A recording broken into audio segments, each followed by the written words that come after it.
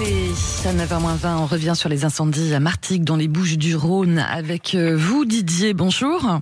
Bonjour, c'est de radio. Merci d'être avec nous. Vous êtes un habitant de Martigues. Alors, le feu est désormais contenu et fixé, mais 300 pompiers sont toujours mobilisés sur place. Vous confirmez, vous les voyez, les pompiers, ou pas? Vous situez-vous où exactement?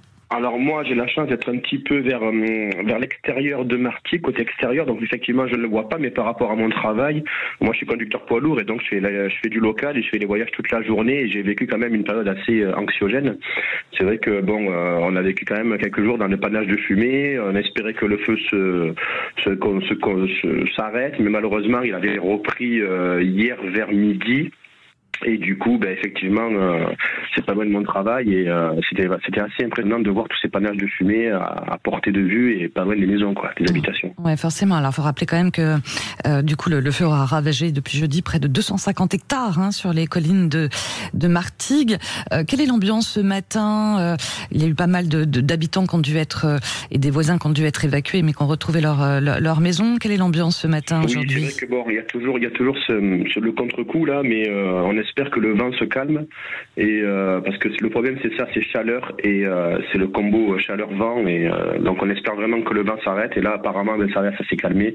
Les pompiers ont fait un excellent travail, ils ont fait jour et nuit par alternance. J'ai vu des canadaires tourner en permanence, 5, 6, 7 canadaires et pour aller se ravitailler à l'étang de Berre justement pour se rapprovisionner en eau et combattre le feu Et donc aujourd'hui il y a encore le contre-coup, certaines personnes sont plus ou moins choquées toujours dans l'espoir que ça s'arrête, mais apparemment il y a bon espoir parce que là ce matin c'est nuageux et le vent s'est calmé et la température a baissé. Oui, c'est ça, forcément, bien sûr que l'effet du changement climatique ça joue. Alors là, les flammes auront touché une dépendance, c'est ça, j'ai vu, de maisons individuelles et une installation agricole.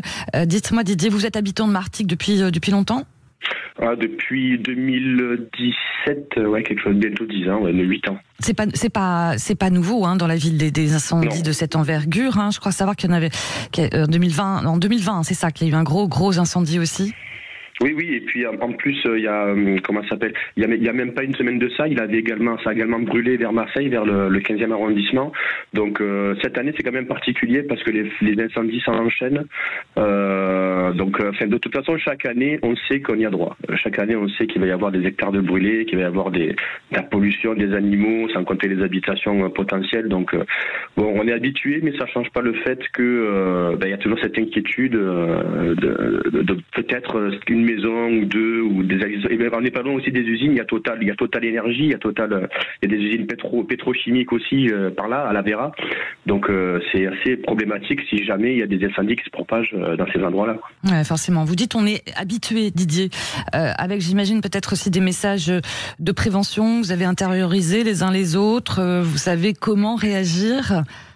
Oui, déjà, on sait très bien que quand la ville de Martigues envoie des messages groupés si jamais il y a des incendies, donc on reçoit tous ces textos sur nos téléphones déjà, mais pas que Martigues, il y a aussi Port-de-Bouc, Fos-sur-Mer, des villes à côté, donc c'est assez bien organisé, mais après nous, on travaille, puis on essaie de faire au jour le jour, de s'organiser quoi qu'il arrive, mais c'est vrai que oui, quand je dis on est habitué, on sait très bien que dès que le mois de juin arrive, dès que l'été, les chaleurs montent, on sait qu'il suffit qu'il y ait un coup de Mistral et quelques heures après ou quelques jours après, on sait qu'il y a un incendie qui va se déclarer.